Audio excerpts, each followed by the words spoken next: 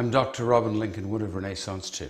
My and the observations of others involved in Renaissance2 and the Worldshift Alliance have led us to believe that if we wish to survive as a species and meet the 10-year deadline of 2020 that looms before us, we have no choice but to mobilize on a massive scale. The human species is panicking because it's going to run out of its fossil fuels. Its waters are breaking. We're going to be inundated. And we're not prepared for it. So there's fear like a newborn baby.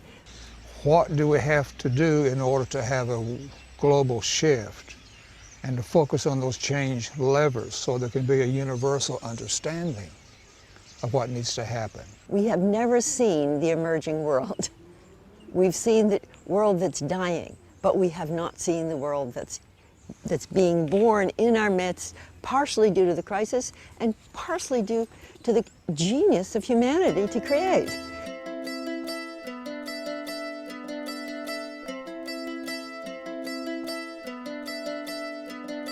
Well, the key focus of this conference was a call to action. We were saying to people, look, it's all very well having all these capabilities, technologies, processes, and resources that we have today.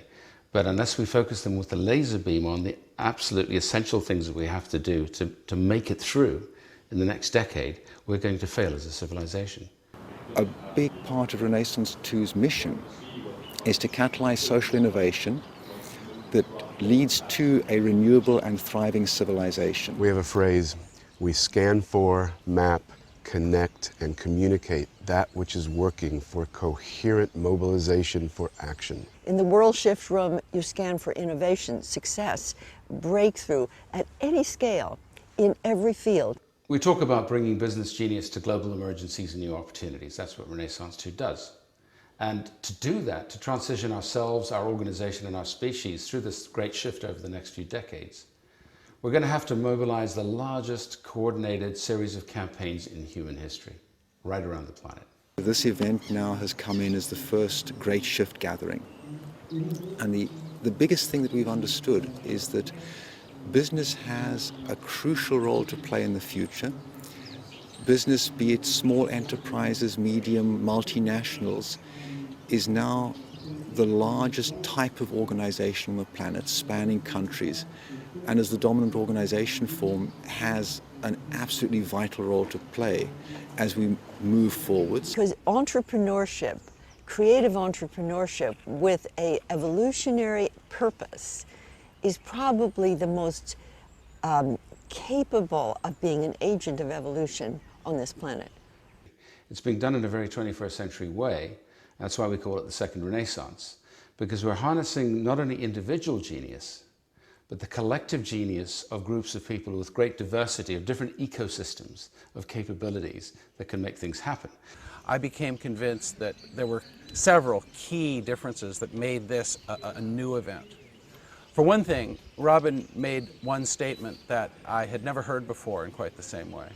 He said, the emergency on the planet is also an interconnected series of business opportunities of enormous scale.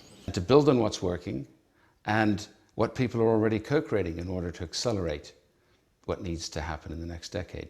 Focus on what really needs to be done and why, and how we can leverage and mobilize and focus our resources in such a way to facilitate emergence, because I think that's the key issue.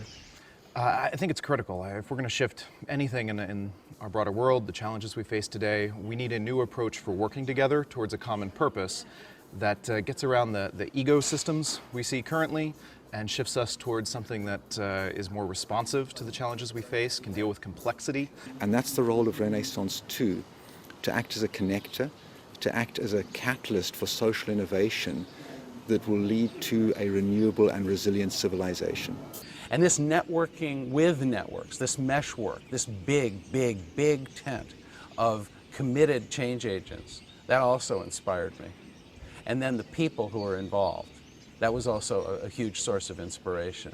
In the end, I felt honored, and it's been a completely compelling 5 days in which enormously talented, well-connected, effective, people of tremendous intelligence and goodwill have found common ground in a way that I had only hoped for beforehand. My name's Madeleine Marentet, and I'm here at the Worldshift in France. Happy to be here representing Grail Springs. And our message that we're bringing here today is the message of the importance of the correlation, or understanding the correlation of the health of the planet, the health of the human being, and the health of the cell. Well, I'm Kathy G, and I come from England, and I work with emergent leaders in the cultural and heritage sectors. I'm Claire Gaudry, and I'm here representing the International Brain Education Association, otherwise known as IBREA. I'm David Wolfson from Toronto, Canada. I have been working with Irvin Laszlo in the Club of Budapest for over 10 years. I'm really an academic masquerading as a consultant activist. So I guess I'm a mind in search of solutions to very complex problems. So now I'm interested in an alliance, for sure, a global alliance. How do we put together the 6.7 billion Earthlings? And what are the models for managing that diversity and that complexity in the context of major change? It's about you contributing your awareness, your attention, your life energy, and your commitment to something bigger than yourself. And this is a chance for us to enact that together and to become a coherent field. It's not a neutral universe. There's a tendency in the universe for that which is innovative to connect most specifically at times of crisis. It moves on from a state of global emergency but into a promise of hope, that there is hope. If we can collectively and consciously by 2012 decide that we want a sustainable future, then we can actually do it. I see this event as really just one of many events, but it has some special importance. We created the Worldshift Alliance. We co-created the Worldshift Alliance together here in Perpignan in October 2009.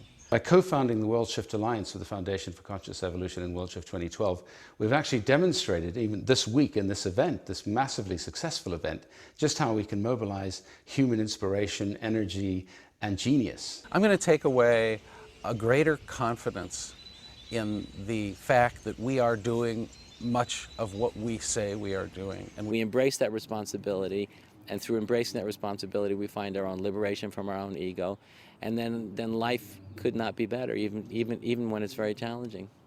This is the conferences that in every city around the world we have people saying, I want to take Renaissance2 into my city.